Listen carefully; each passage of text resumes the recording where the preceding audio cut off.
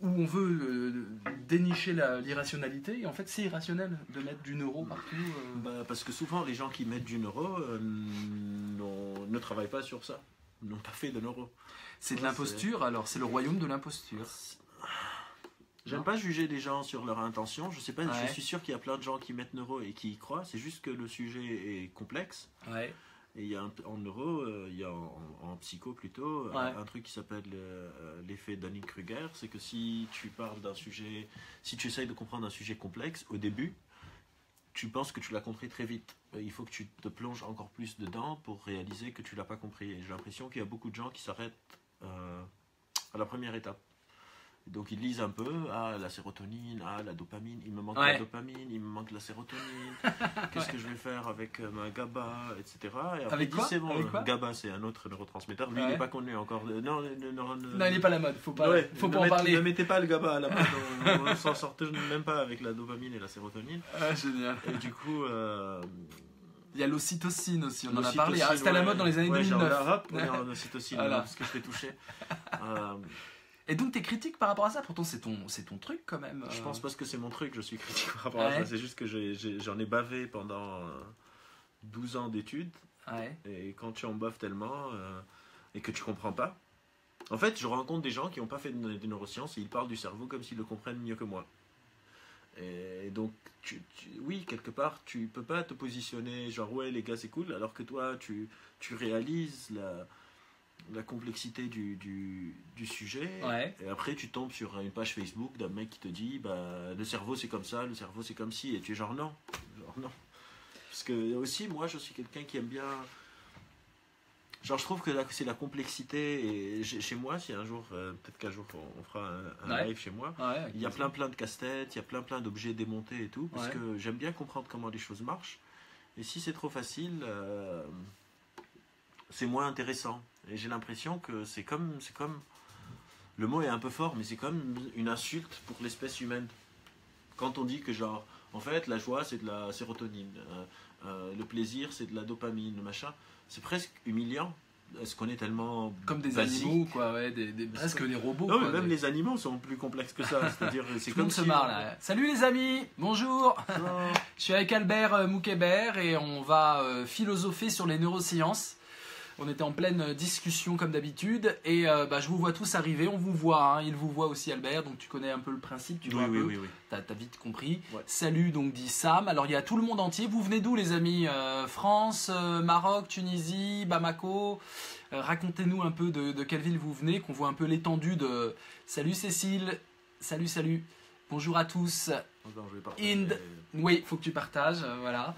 Pendant qu'il partage, je vais présenter un peu Albert. Alors Albert, c'est un peu la figure montante oui, il aime pas ça parce qu'il est modeste, mais des neurosciences justement. Il est interrogé partout et on voit vraiment que ça monte depuis quelques années seulement. C'est très récent en fait, cette médiatisation. Franchement, on peut parler d'une médiatisation. Oui, alors clairement, pas de moi, mais on peut parler d'une médiatisation des neurosciences, ça c'est sûr. Ah non, mais moi je parle de toi là. Attends, non. Si. En tout cas, ce qui me plaît dans ton discours, c'est que tu parles de la philosophie sans la citer. Mais en tout cas, tu parles de la philosophie. Tu es quelqu'un qui veut réhabiliter la nuance. Tu me dis si j'ai bien compris. Non. La complexité. Tu fais attention à tous nos biais cognitifs qui nous induisent en erreur. Erreurs qui viennent de réflexes, ce que tu appelles des heuristiques, c'est-à-dire des choses conditionnées, des façons de réfléchir conditionnées comme ça qui nous fourvoient. Et donc, c'est une école que tu prônes de l'interrogation sur soi, sur ses mécanismes. Tu n'es pas encore trop, ou tu n'es pas dans l'idée du dialogue maïeutique avec l'autre. Je trouve que dans tout ce que j'ai vu de toi, on est très dans l'individu avec lui-même. Faites gaffe les gens en vous-même. Qu'est-ce que tu penses de ça? L'interaction, le dialogue, tout ça, c'est compliqué. C'est plus compliqué. Pour moi, l'une découle de l'autre. C'est-à-dire, c'est très facile de douter de l'autre. On le voit dans les couples, on le voit en politique, on le voit dans les débats sur Internet. Tu as raison, j'ai tort, tu as tort, etc. C'est beaucoup plus complexe et compliqué de débattre avec soi-même, parce qu'on a cette posture naturelle où on a envie d'avoir raison. Et pour moi, si on commence à avoir cette posture de doute sur soi et sur ses pensées, sur ses idées, quand on le comprend, j'espère, il faudrait le tester, mais j'espère que ça se transmettra à comment je communique avec l'autre. Et donc je pourrais communiquer avec l'autre d'une manière qui évite aussi les biais de l'autre. Et donc c'est comme si c'est une deuxième étape. Mais douter juste de l'autre, on fait ça depuis toujours. Tu peux lire Socrate avec... il a deux livres, un qui dit que genre les débats et la démocratie et la nuance c'est bien, et l'autre pas, j'ai oublié c'était quoi de Socrate, tu veux dire Platon, La République? Platon, non, il a deux livres où Socrate j'ai oublié les noms, ça me reviendra. Il y a un livre où genre il est en train de débattre avec les sophistes pour dire que... Le Protagoras ou Gorgias? Gorgias et Phèdre. Et Phèdre ou Phédon, ouais. Phédon Le Gorgias, ouais. donc le Gorgias où il dit que débattre c'est pas bien et en fait et l'autre, et donc c'est depuis longtemps. Par contre le travail sur soi, se dire par exemple, je sais pas, si tu aimes un genre de musique et tu vas le défendre, tu vas dire Brel c'est le meilleur chanteur, souvent ça dépend de l'année où tu es né. Ouais. Et c'est pas quelque chose que tu as choisi. Est-ce qu'on fait ce doute? Est-ce que j'aime la bouffe épicée ou pas? Souvent ça dépend des épices que tu disais ta maman, et c'est pas toi qui l'as décidé. Et la religion. Et la religion, et tes amis, tes amis d'enfance, c'est pas toi qui as choisi l'école, c'est pas toi qui as choisi sur quelle chaise tu vas t'asseoir, avec qui tu vas te lier d'amitié. Et on n'a pas cette habitude encore de se demander comment est-ce que je suis devenu qui je suis. Est-ce que qui je suis est quelque chose que j'ai choisi, ou est-ce que c'est le hasard au final qui l'a choisi? C'est le hasard qui décide dans quel pays je suis né, dans quelle religion, dans quel courant politique, ou est-ce que j'ai une idée, on appelle ça en psychologie de l'insight, est-ce que j'ai un insight sur mon fonctionnement interne, et comme ça je peux commencer à avoir mon mot à dire sur qui je veux devenir. Donc oui, je suis beaucoup plus centré sur le travail sur soi. Mais c'est très philosophique aussi, c'est Marc Aurèle. Oui, bien sûr. Je suis clairement inscrit dans les stoïciens. Non, mais voilà. Je m'inscris sans problème dans les stoïciens. L'introspection, la méditation. Alors attends, juste, il faut qu'on partisse. Ouais. Donc il y a Wafa qui est en Tunisie, on a Marie-France qui est à Toulouse, Hakim Corbeil-Essonne. Voilà. Ah, une question d'Hélène. Les animaux sont doués de télépathie. Voilà. Bon courage. Les humains, tiens-toi, calme-toi. Les humains ainsi, quelle différence entre les cerveaux humains et animaux, le langage comme seule différence pour l'interrogation? Question cartésienne, enfin, à part la télépathie. Hein, mais... Alors, ouais, plusieurs réponses. Alors, premièrement, pour la télépathie, je sais pas quels animaux sont doués de la télépathie, mais ce serait intéressant. Ce serait des ondes, je pense qu'elle veut dire un truc genre les baleines ou non. Ah oui, alors les ondes, c'est autre chose, mais si elle peut spécifier, ce serait cool. Après, quelle différence entre cerveau humain et animaux? Ça dépend de l'animal. C'est-à-dire, il y a un arbre, vous pouvez le checker, l'arbre de l'évolution. Mais plus on est proche et plus les cerveaux sont proches, entre un cerveau humain et un cerveau d'un grand singe, comme un singe bonobo, les différences sont moins importantes quand c'est un cerveau d'un humain et un oiseau par exemple. Et donc il y a tout un domaine, et je ne suis pas spécialement expert dans l'anatomie et les différences anatomiques et fonctionnelles des cerveaux entre humains et animaux, mais ça dépend vraiment des espèces, de l'écart dans l'évolution, à quel moment est-ce qu'on avait cet ancêtre commun. Et donc le langage est un mais le langage verbal, parce qu'il y a plein d'animaux qui peuvent communiquer, mais pas avec un langage. Pourquoi je propose là qu'on philosophe un peu sur les neurosciences? Pour deux raisons. D'abord, j'aimerais comprendre la nature d'un engouement. C'est indéniable que les neurosciences, tout ce qui est neuro, comme on le disait, a le vent en poupe. Ouais. Dans les années 2005, on parlait de neuromarketing. Ouais. C'est comme ça que c'est venu d'ailleurs le mot neuro qu'on colle partout. Neuromarketing, la pub ciblée avec analyse du cerveau qui réagit aux messages publicitaires, plus ou moins, etc. Et puis peu à peu, on a eu les neuropsychologues, les neuro... Alors on a la neuroscience computationnelle, la neuroscience sociale. Maintenant, on décline quand on regarde le nombre de neurosciences qu'il y a une quantité pas possible. Oui. On est en pleine expansion. Donc ça, c'est la première question, c'est qu'est-ce que ça veut dire neurosciences? On parlait de biais cognitifs. Qu'est-ce que c'est ce truc? Est-ce qu'on peut essayer de voir que c'est un champ rationnel, ou est-ce que c'est une sorte de nouveau coaching, version un peu sexy? Je pense à Idriss Aberkam qui cartonne partout maintenant et qui vraiment propose carrément une neurosagesse, enfin vraiment, c'est un neurogourou qui est très contesté d'ailleurs scientifiquement. Donc voilà, donc ce phénomène de mode, j'aimerais qu'on l'interroge aussi et puis que tu nous précises ce que c'est neurosciences. Et deuxième chose, je finis. Deuxième chose, pourquoi ce que j'aimerais là dans l'heure qu'on a devant nous, et je vous demanderai de partager, mes amis, allez-y. Vous partagez partout, plusieurs fois, sur vos groupes, sur vos pages, vous likez, vous partagez, on est là, on est en interaction bien sûr. Le deuxième truc qui me semble intéressant, après on verra les questions qui sont posées, c'est que la neuroscience n'est-elle pas un autre nom pour dire en fait la réduction de l'homme à la machine. Quelque part, on a l'impression que, à vouloir comprendre comment l'esprit humain fonctionne en calquant toujours cet esprit sur l'ordinateur, cette comparaison qui revient très régulièrement des informations à traiter, du logiciel à changer dans sa tête, de l'interface avec le monde, etc. On a une sorte de robotisation théorique de l'esprit humain qui, moi, me dérange profondément. Quid de la poésie, quid du libre arbitre, quid du jugement politique ou du jugement critique. Donc voilà, ces deux questions. D'abord, ce que signifie neuroscience et pourquoi il y a une mode comme ça. Et deuxième question, est-ce qu'on n'a pas derrière cet engouement quelque chose de l'ordre d'un réductionnisme de l'esprit humain, de l'intelligence humaine? Ok, alors plusieurs choses, c'est une question très très intéressante, mais juste pour revenir sur moi, je suis fan à fond de la philosophie de la science aussi. Donc j'adore lire la philosophie de la science, Bertrand Russell, Thomas Kuhn, etc. Et je pense que c'est un des trucs qui m'intéresse le plus.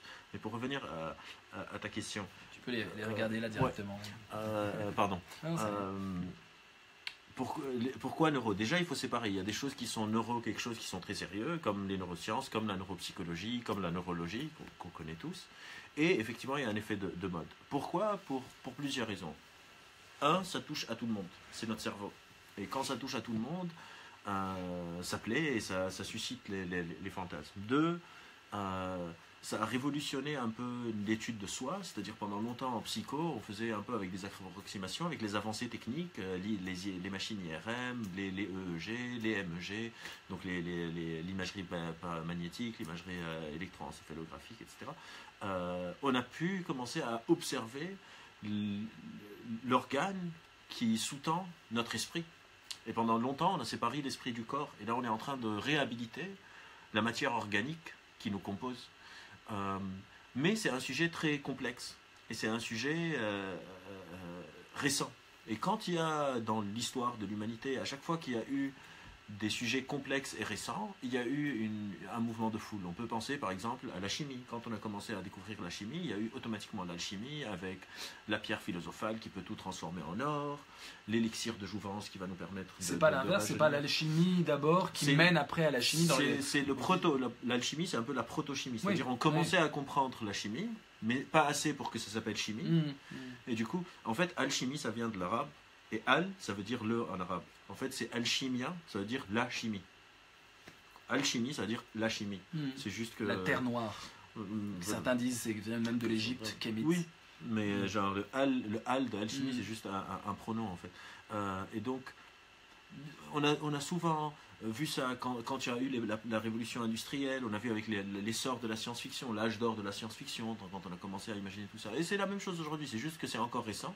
Mais par contre, tu n'entendras jamais des chercheurs, ou des gens, ou très peu en tout cas, dans un article scientifique publié sur les neurosciences, parler de ces sujets. C'est-à-dire, la majorité des gens qui s'accaparent ces neuromarketing, ces neuro-machins, ces neuro-coach, ces neuro-yoga, neuro-alimentation, neuro-machin, ils n'ont jamais rien publié. Ils ne travaillent pas sur le sujet. Et donc, quelque part, on se retrouve, nous, à devoir défendre quelque chose qui ne nous regarde pas pour faire ce travail pédagogique en société. Et donc, je conseille à tout le monde, à chaque fois que vous voyez quelque chose qui est neuro, tapez le nom de la personne sur un site qui s'appelle scholar.google.com. C'est comme le Google des articles scientifiques. Et si une personne n'a jamais publié, n'a jamais travaillé sur le sujet, ne cite pas des gens au moins qui ont publié, méfiez-vous. Clairement, parce qu'il y a beaucoup de fantasmes et de personnes. Et je dis pas que les gens qui font ça ont une mauvaise intention. Souvent, ils sont dans ce qu'on appelle une illusion de connaissance, c'est qu'ils croient que c'est comme ça que ça marche. Les gens qui parlent, tout à l'heure, on parlait de dopamine et de sérotonine, et j'ai besoin de dopamine et j'ai besoin de sérotonine, c'est pas du tout comme ça que ça marche.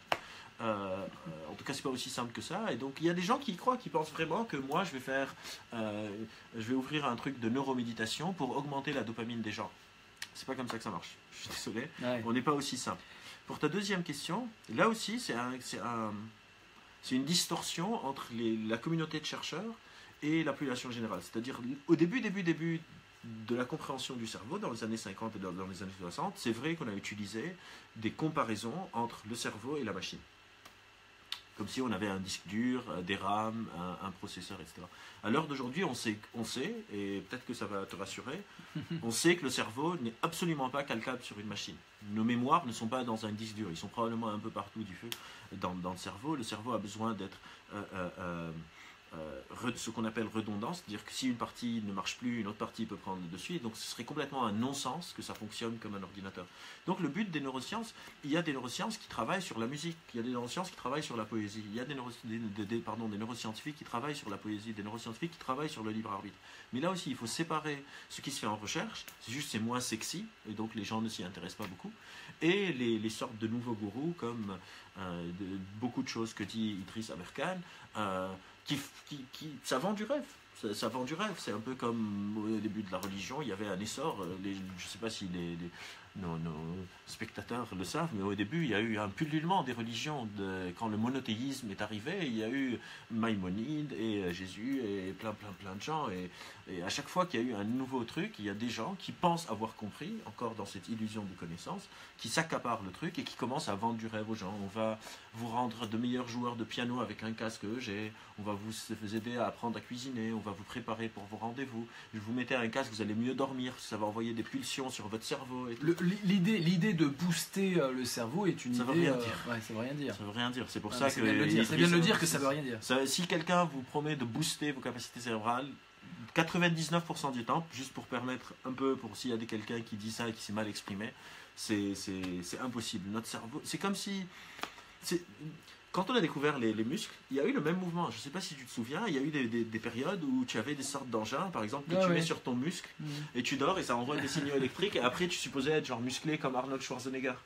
C'est passé maintenant, plus personne ne le fait, parce que si tu veux développer tes muscles, il faut que tu partes à la gym, il faut que tu fasses un entraînement. Et le cerveau, faut lire, il faut travailler, il faut pratiquer, il faut lire, apprendre. Tu ne vas pas comprendre la physique quantique en dormant, parce que tu as mis un casque qui stimule les zones de la physique quantique dans ton cerveau. Alors non, mais ce qu'ils disent, notamment celui qu'on cite, c'est que... Il a appelé son livre, c'est Libérer votre cerveau. Oui. Mais il y a ce côté-là, il y a ce côté, je vais t'apprendre le mode d'emploi de ton cerveau. Sauf que souvent, le mode d'emploi de notre cerveau, nous, on n'est pas sûr qu'on sait comment ça marche. Et je suis psychologue clinicien, donc c'est un peu mon boulot. Il y a plein de choses où on n'est pas encore certain. Et moi, je ne serais pas contre si quelqu'un dit « je vais t'apprendre des choses », s'il nuance ça en disant « et ça risque de marcher à 40%. » Le problème, c'est que les gens qui font ça, ils le disent avec un certain aplomb. Je ne sais pas d'où est-ce qu'ils ramènent cet aplomb. Et c'est comme si c'est garanti. C'est limite, on te rembourse, garanti ou remboursé. Et ça, c'est pas vrai. Genre, ça fait vendeur un peu de tapis. Moi, ça fait, oui. Je les appelle. Moi, je suis psychologue. Je comprends pas pourquoi quelqu'un vient chez moi avec une dépression limite légère et j'ai besoin de 3 à 6 mois pour l'aider. Et après, je vois quelqu'un qui dit « Ah, vous avez des problèmes professionnels. En 3 heures, c'est plié. Je vais t'apprendre ma technique magique pour libérer tes capacités. » Et comme la PNL, tu ouvres tes bras et tu vas convaincre les gens et tu retrousses tes manches. Ou comme les trucs un peu de secte, parce que ça sent la secte très fortement. Moi, je suis la dianétique de la scientologie nous dit cette phrase que maintenant tout le monde a intégrée, tu n'utilises que 1% de ton 10% de ton cerveau. Même les films comme Lucide, Luc Besson, etc. surfent sur ce côté dianétique. Toi, tu es très contre tout ce qui est illusion, chimère et superstition aussi. Donc là aussi, c'est philosophique. Oui, parce que c'est ça qui rend le monde intéressant. C'est-à-dire, imagine que tu prends un truc et ça te résout un problème. Ou bien quelqu'un te parle pendant 1 heure, par exemple des workshops à l'entreprise, des trucs comme ça, pour booster votre créativité. Ça aussi. On va faire un atelier en entreprise pendant 3 heures pour booster notre créativité, alors que la boîte, ça fait 6 mois qu'elle se prend la tête avec ce problème. Comment est-ce que les gens acceptent que quelqu'un va venir et en 3 heures débloquer un truc qui les fait souffrir depuis si longtemps? C'est limite insultant pour moi. On est beaucoup plus complexe, on est beaucoup plus riche que ça. Et donc non, tu peux pas, je suis désolé, ça aurait été cool, mais tu peux pas booster ta créativité en 2 heures, tu peux pas être plus intelligent en dormant, mais avec une sorte de truc qui te stimule ton cerveau. Ce serait trop facile. Dans ce que tu dis, puis après on prendra vos questions, mes amis, posez des questions, allez-y, réagissez, je vois que ça réagit pas mal. Et n'oubliez pas de partager la vidéo maintenant pour en faire profiter vos amis. N'hésitez pas, c'est le but d'un réseau social. Le fameux cerveau gauche, cerveau droit. Ça aussi, alors ça, qu'est-ce qu'on en mange? Et à chaque fois que je dis que c'est n'importe quoi, mais les gens deviennent très agressifs. Donc toi, en tant que neuroscientifique et psychologue clinicien, peux-tu nous dire Merci. Déjà, on a un cerveau gauche, on a un cerveau droit, on a un hémisphère gauche, on a un hémisphère droit, mais c'est pas du tout vrai que l'hémisphère gauche, c'est lequel il fait la créativité. Je crois que c'est la créativité. L'hémisphère gauche fait la créativité et l'hémisphère droit fait le truc analytique. Pour une raison très simple qui s'appelle l'évolution. C'est-à-dire, on a besoin de pouvoir survivre. Si moi, mon cerveau gauche, il est créatif et mon cerveau droit est analytique, je suis en train de marcher dans la forêt et un bout d'arbre tombe sur ma tête, sur mon côté droit. Est-ce que j'arrive plus à réfléchir? Je deviens juste artiste. Genre, je marche et je parle en vers Ça n'a aucun sens d'un point de vue évolutionniste qu'on ait des choses qui soient comme ça divisées parce que ça nous fragilise, ça fragilise le système. Par contre, il y a des choses qui sont latéralisées. Par exemple, si tu es droitier, ton centre de langage est latéralisé à gauche. Et c'est pas du tout divisé en art et sciences. D'ailleurs, c'est complètement un non-sens parce que les scientifiques ont besoin de beaucoup de créativité pour imaginer leur protocole expérimental, leur design expérimental, etc. Et les artistes ont besoin d'analytique, parce que si tu es peintre, tu as besoin de savoir quelles sont les propriétés de la peinture que tu utilises, etc. Et donc, cette dichotomie, c'est la même chose avec nos pensées et nos émotions, soit plus rationnelles, soit plus émotionnelles. Nos pensées et notre rationalité fonctionnent de pair. Si, par exemple, intellectuellement, je te trouve intelligent, émotionnellement, je te trouver sympathique. C'est juste quelquefois que c'est en contradiction, et donc on voit juste ça. Mais souvent, là aussi, une règle générale, souvent si quelqu'un présente des choses de façon binaire, genre les gentils et les méchants, le cerveau gauche et le cerveau droit, tout ce qui est un peu comme ça dichotomique, méfiez-vous, la réalité est souvent plus On parle aussi de complexe. De cerveau reptilien, de cerveau... Alors ça, c'est autre chose. C'est vrai que le mot est mal choisi, mais c'est vrai qu'on a des structures cérébrales, comme pour revenir à la première question, entre les animaux et les humains, c'est vrai qu'il y a des structures partagées, parce qu'ils sont plus anciens évolutionnairement, qui sont partagés aussi par nous.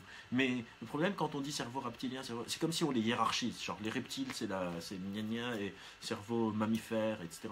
On a des couches de cerveau qui sont plus anciens dans un sens évolutionniste, mais dans la pratique des choses, c'est pas si... Ouais. Moi, ça me fait penser tout ça à une pseudo-science qui est née il y a 2 siècles, presque jour pour jour, la phrénologie. La phrénologie, c'est l'idée que notre cerveau donc a des zones qui... On abandonne ça. Hein, oui, non, mais je réexplique un peu ce que c'est. Bien sûr, c'est abandonné depuis 1840 et l'explosion, c'est en 1810-1819. Donc, c'est Gall et Spurzheim. Donc, la phrénologie, c'était d'examiner un peu les bosses de notre cerveau, notre crâne, on disait aussi craniologie, pour détecter certaines zones. Alors, là maintenant on a l'IRM, donc on fait ça de l'intérieur, mais quelque part j'ai l'impression qu'on a affaire à un nouvel engouement de néophrénologie moderne, où c'est plus la bosse des maths ou la bosse du commerce qu'on va palper, mais des zones qui seraient plus ou moins activées, etc. Et là il y a eu un engouement extraordinaire, oui. Et tout le monde préconisait d'étudier ça, et puis ça s'est tombé en désuétude parce que les scientifiques, toujours avec un petit métro de retard mais heureusement, ont dit c'est juste n'importe quoi et c'est tombé en désuétude. On a un peu de retard parce que nous on prend le temps. Oui, bien sûr. Non, donc on est obligé de vérifier, de vérifier. Donc, oui, et c'est tombé dans le spiritualisme, le mysticisme, le magnétisme animal. Ça s'est transformé dans le mysticisme. Le problème, c'est que c'est ça, c'est qu'une fois, et c'est sur ça que je travaille le plus, en anglais on dit la stickiness d'une idée, combien est-ce qu'une idée est gluante, combien est-ce que ça colle. Parce que même quand on dit un truc qui est faux, si certaines personnes y croient, même quand on vient après, on dit, les gars, on s'était trompé. Parce qu'on se trompe, les scientifiques se trompent, c'est les gens qui se trompent le plus souvent, parce que on remet en cause et on essaye de se calquer à la réalité. Il y a des gens qui continuent à y croire. Même quand on leur dit, genre, par exemple, il y a une recherche qui est sortie entre les vaccins et l'autisme.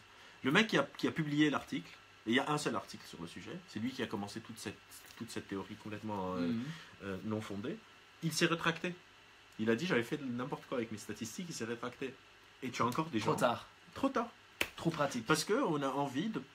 C'est pas qu'on a envie, c'est quasiment contre-naturel ou contre-intuitif de changer d'avis. Par exemple, beaucoup de gens parlent aussi... Et si on revient un peu sur la philosophie de la science... Beaucoup de gens parlent aussi, la science a montré que les faits scientifiques, les preuves scientifiques. La science ne prouve jamais rien. La science, telle que nous on la conçoit, c'est quelque chose. C'est pas une. Lem, il disait, la science n'est pas quelque chose. Alors Stanislas Lem, c'est un écrivain de science-fiction, Solaris notamment. Il a un livre qui s'appelle His Master's Voice, la voix de son maître. Et dans la voix de son maître, la science à un moment, elle dit, je ne suis pas là pour apporter des vérités, je suis là pour éliminer des mensonges. Et la science ne peut marcher que comme ça, c'est-à-dire tout ce que vous entendez quand c'est un fait scientifique, vous pouvez rajouter dans vos têtes jusqu'à preuve du contraire. On est tout le temps en train d'essayer de construire à travers quelque chose qu'on appelle l'hypothèse nulle, c'est-à-dire quand on fait une recherche scientifique, on est obligé de rejeter une hypothèse nulle, donc de se dire que ce qu'on découvre est vrai jusqu'à preuve du contraire. Parce que pour moi, parce qu'il y a donc les gens qui font de la pseudoscience, qui font beaucoup de mal à notre connaissance, mais il y a aussi les gens qui croient à la science comme une religion, le scientisme. La science a montré que la science montre que quelque chose n'est pas vrai, et donc ce qu'on a est probablement vrai jusqu'à preuve du contraire. Après, quand quelque chose, on le prouve plein de fois, et on n'arrive vraiment pas à le prouver faux sur plusieurs générations, on commence à l'accepter, on appelle ça les théories. Parce que les théories en science, c'est ce qui a été prouvé, c'est pour ça qu'on appelle ça la théorie de la gravité, la théorie de l'évolution, etc. Parce que probablement c'est assez solide pour que ça tienne le coup de critique. Mais même là, la théorie de la relativité d'Einstein, on l'a nuancée par exemple. C'est important de comprendre que la science ne prouve pas, la science élimine. Exactement, élimine. Flamme qui dit pourquoi certains scientifiques pensent encore que le cerveau féminin est différent du masculin. Alors parce que le cerveau féminin est différent du masculin, par contre, et là aussi où la nuance est importante, ça ne veut pas dire que l'homme est différent de la femme. C'est deux choses qui sont très différentes. Et pour Flamme, je te conseille de taper, et pour les autres qui sont intéressés par cette question, je vous conseille de taper dans Google Franck Ramu, différence cerveau homme-femme. Franck Ramu, qui est un excellent, brillant chercheur, qui a écrit une revue de la littérature de toutes les questions des différences entre les cerveaux hommes-femmes, qu'il a publié il n'y a pas longtemps, et je vous conseille vraiment de lire ça, parce que c'est trop long pour tout résumer. Il faut encore faire une part des choses. Si on prouve que la structure qui gère les hormones, par exemple, entre les hommes et les femmes est différente, il ne faut absolument pas utiliser ces hypothèses pour justifier des inégalités entre les sexes. C'est deux choses qui ou sont des comportements qui seraient forcément induits. Mon cerveau et le cerveau de Vincent sont différents. Ça ne veut pas dire qu'on peut nous classifier. Les cerveaux des hommes entre eux aussi différents. Pas de la même manière, mais... Cécile, la question de la conscience fait débat entre les neuroscientifiques.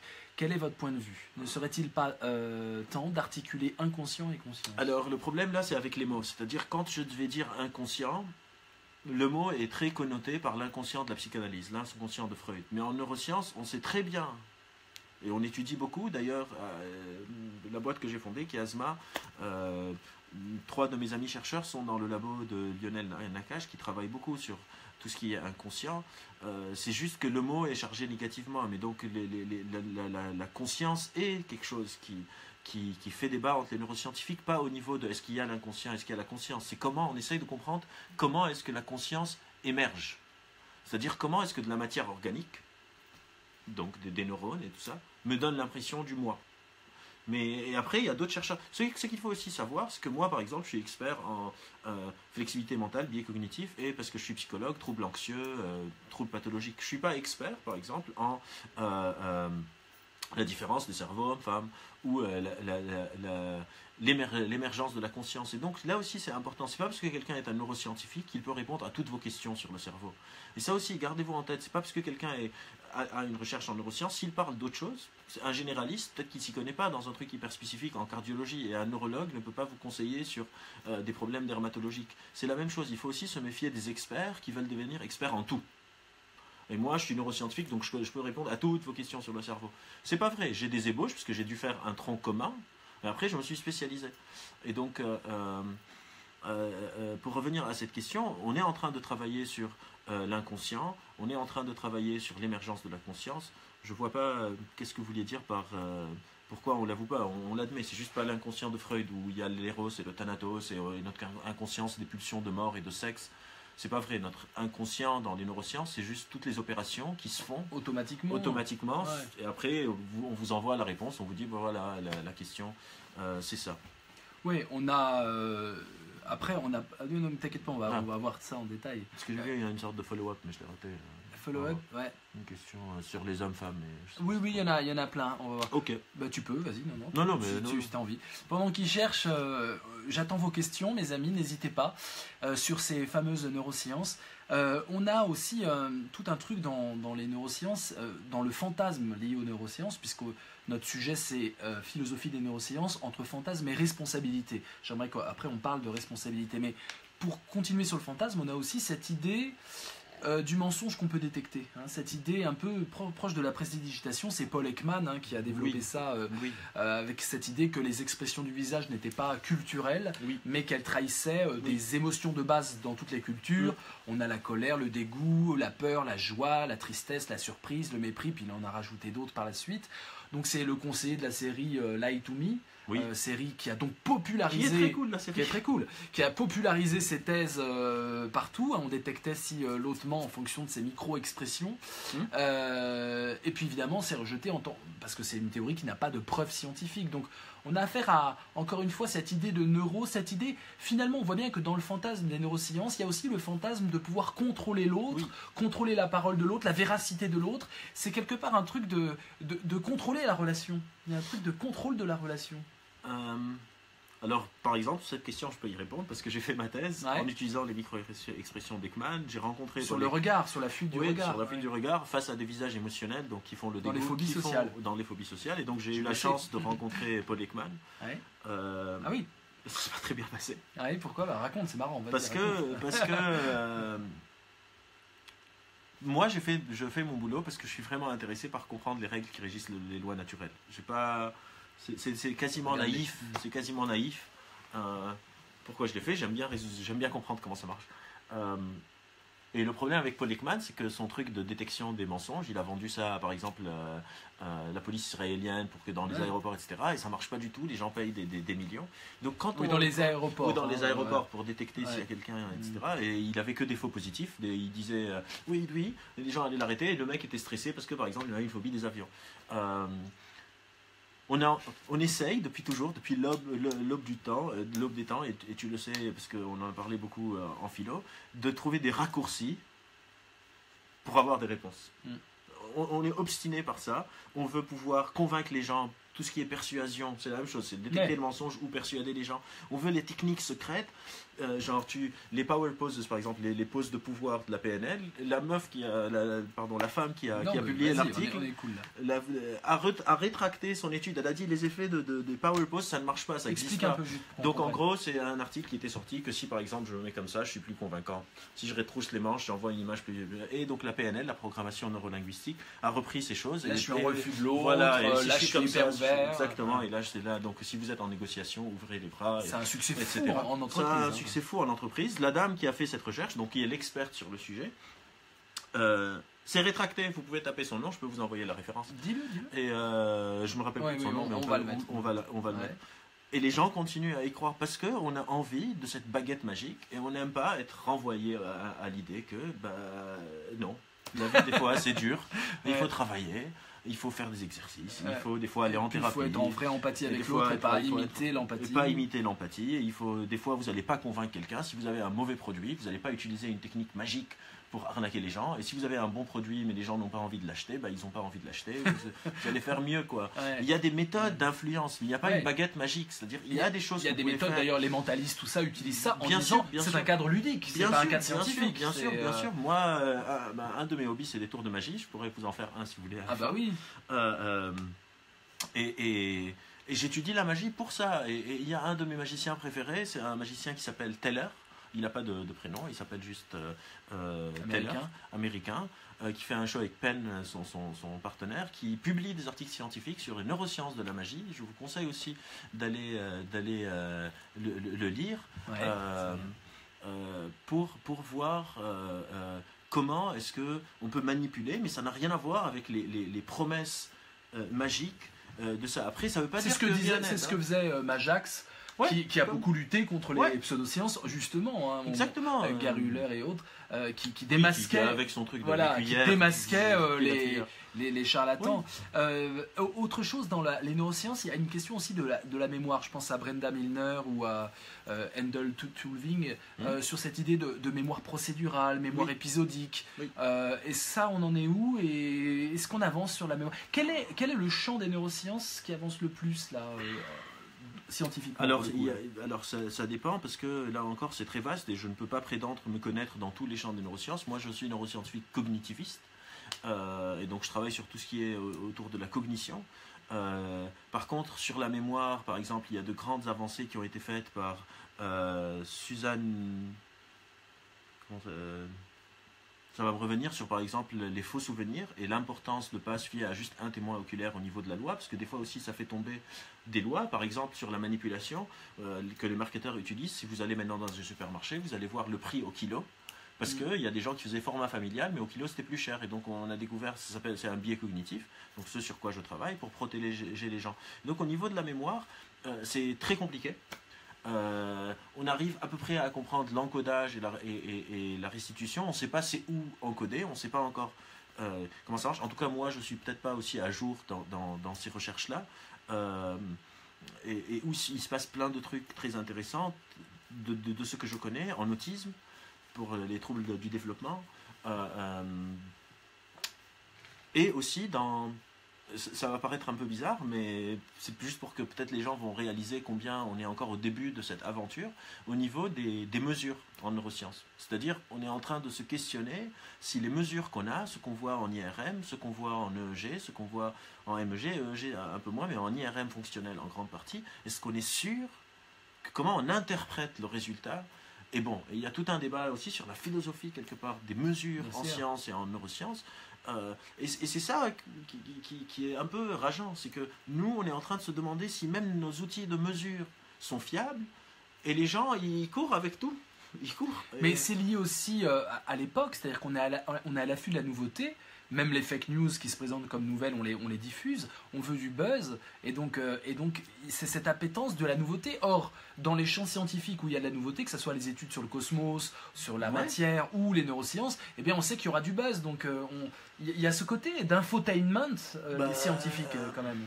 C'est pour ça, ce que tu pointes du doigt, en fait, c'est ça qui m'a poussé à faire plus d'interventions. À être plus en vue. C'est-à-dire, on était dans nos labos et on critiquait tout le temps, on se disait « Ah, mais les gens disent n'importe quoi sur les neurosciences, les gens disent n'importe quoi sur la psychologie, j'en peux plus d'écouter 10% de notre cerveau. » Et à un moment, on s'est dit « Peut-être c'est notre faute. Peut-être que nous, on n'investit pas assez ces terrains. » Et donc, les gens lisent... Par exemple, j'ai fait un article sur l'évitement du regard et un journal, je ne vais pas le mentionner, titre « Regard, destruction d'armes massives » basé sur mon article. C'était pas ce que j'avais dit. Et du coup, j'ai dû appeler le journaliste, lui dire écoute, genre, appelle-moi, parce que ce que tu dis, tu sursimplifies ce que j'ai écrit dans mon propre article. Et donc, le journaliste est hyper décent, et donc on a refait ça, on a corrigé. Mais souvent, les gens vont s'instruire dans les articles des médias qui reprennent un article scientifique, et donc le langage est très très différent et beaucoup moins nuancé, et se dit la science a montré que. Alors que souvent, si vous allez voir l'article de recherche initial, c'est des chercheurs ont montré que dans la condition A, dans la situation B, avec la population C, on pense qu'il y a potentiellement un effet E avec un degré de confiance de 60% et une marge d'erreur de plus ou moins 6 points. Sauf que si on écrit ça et on dit ça à la télé, les gens sont pas contents. Moi, ce que je fais, c'est mon pari, c'est de commencer à introduire ce langage pour la population générale. De pondérer les résultats. De pondérer nos opinions, de pondérer les résultats. Est-ce que tu es pour ou contre les OGM? C'est très important ce que tu dis. 80% pour Très important. Contre Monsanto. C'est très important ce que tu dis parce que on est dans une société du raccourci, comme tu le disais, où on résume tout à des pensées binaires. Oui. On veut du binaire. Et je pense que même en politique, des mecs comme Sarkozy ont réduit le débat politique et d'autres à le bien, le mal, George Bush à l'époque. Si vous n'êtes pas avec nous, c'est que vous êtes contre nous. Voilà. Et donc on a une pensée binaire très séduisante qui fait bugger parce qu'on doit choisir son camp et c'est soit blanc, soit noir, donc on choisit vite. Et effectivement, la nuance passe à la trappe.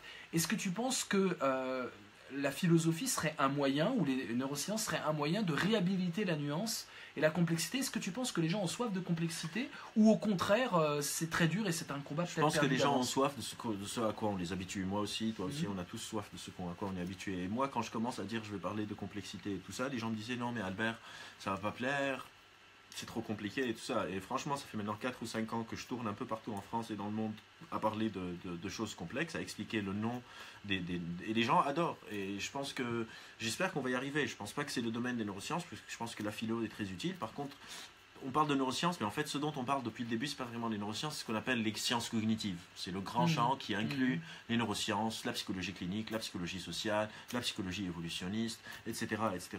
Et je pense que les sciences cognitives peuvent nous apporter une réponse de pourquoi c'est important qu'on commence à pondérer nos opinions. Parce qu'une démocratie, pour ceux qui vivent dans des régimes démocratiques, une démocratie est aussi forte que combien le peuple est instruit. Parce qu'au final, on vote par rapport à ce qu'on sait. Et tant qu'on va continuer à binariser, on va juste se diriger vers plus en plus de polarisation de la société. Et donc, on va fracturer et fragiliser le modèle démocratique. Et ça peut aller très vite. Après, moi, je suis libanais, et du coup, j'ai grandi dans une guerre civile, et peut-être que mon vécu me fait peur un peu de voir ça arriver ailleurs. Mais c'est en polarisation qu'on a commencé à s'entretuer. Hein. C'est pas parce qu'on était nuancé et très consensuel. Les gens se tu as un lien avec Albert Moukébert, l'homme politique? C'est mon grand-oncle, c'est mon parrain. C'est lui qui a choisi mon nom et tout. Donc tu le connais, tu l'as côtoyé? Oui, c'est lui qui m'a éduqué. Et tu as fait participer de son aventure électorale? J'étais un peu jeune, mais oui, j'ai participé. Et mon cousin, donc son neveu, est aussi dans le Parlement. Et donc je viens d'une famille assez engagée. Mais j'ai grandi avec lui, on était dans la même maison. Il n'est pas marié, il n'a pas d'enfant. Donc c'est comme si j'étais son fils. Ah oui, donc tout son truc de résistance à justement on retrouve ça dans ton... Oui, bien sûr. C'est marrant que tu m'en parles, personne ne m'a jamais parlé. Ah bah si, c'est une grande figure. Oui. Et c'est très intéressant. Mes amis, on passe à vos questions un tout petit peu. Il y a Raphaël Emilio qui dit: par rapport à l'émergence de la conscience, penses-tu qu'une approche naturaliste peut tout expliquer? Pour le dire simplement, tu crois que la conscience est dans le cerveau? Que penses-tu des travaux de Michel Bidbol? La conscience a-t-elle une origine? Alors je connais les travaux de Michel Bidbol, et je vais répondre peut-être d'une façon un peu plus philosophique sur cette question. En science, on est obligé de suivre les choses pour lesquelles on a au moins quelques preuves. Parce que si on commence à partir sur des hypothèses qui n'ont aucune preuve, comme par exemple, est-ce que la conscience est née d'un truc quantique ou la science, etc. Il y a une infinité d'hypothèses. Ça peut être l'esprit, mais si c'est l'esprit, est-ce que c'est l'esprit comme il est conçu dans la chrétienté ou dans l'islam ou dans le bouddhisme? Est-ce qu'il y a la réincarnation, etc. Et j'ai pas de preuves pour lesquelles suivre. Et comment choisir quelle hypothèse suivre dans une infinité d'hypothèses plausibles?